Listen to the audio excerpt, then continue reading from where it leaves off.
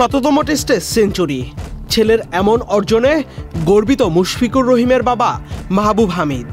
অনুভূতি জানতে চাইলে ভিডিও বার্তায় উচ্ছ্বাস প্রকাশ করে তিনি বলেন, মুশফিকের এমন অর্জন তার কাছে স্বপ্নের মতো।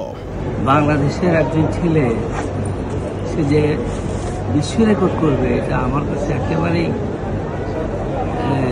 স্বপ্নের মতো লাগে। মুশফিকুর রহিম শততম টেস্টে সেঞ্চুরি করায় তাকে অভিনন্দন জানায় দেশ বিদেশের অনেক ক্রিকেট ভক্তরা। আমেরিকান নাগরিক অ্যান্ড্রু ক্রিস ভাঙা বাংলায় মুশফিককে অভিনন্দন জানিয়ে বলেন, কংগ্রাচুলেশনস মুশফিকুর রহিম, অনেক অনেক অভিনন্দন শতপূর্ণ করায়। বাংলাটা একটু ভাঙা হলেও এমন শুভকামনা প্রমাণ করে বিশ্ব মঞ্চে বাংলাদেশ ক্রিকেটের সুপরিচিতি।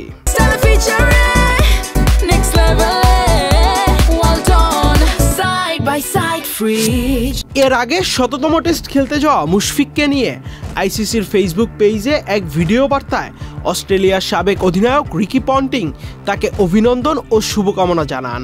পন্টিং বলেন, at the back half of your career, so no, terrific achievement. I wish him all the best in that 100th game, and hopefully he has one of the great test matches of his career. টেস্টে মুশফিকুর রহিমের যাত্রা শুরু হয় 2005 সালে লর্ডসে ইংল্যান্ডের বিপক্ষে।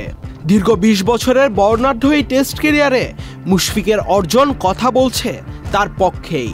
প্রথম বাংলাদেশি হিসেবে শততম টেস্ট খেলে গড়েছেন রেকর্ড। একই সাথে শততম টেস্টে সেঞ্চুরি হাঁকিয়ে বিশেষ এই টেস্টকে আরও বেশি স্মরণীয় করেছেন মিস্টার ডিপেন্ডেবল খ্যাত মুশফিকুর রহিম। টেস্ট ক্রিকেটে মুশফিকুর রহিমের এই যাত্রাটা মোটেও সহজ ছিল না।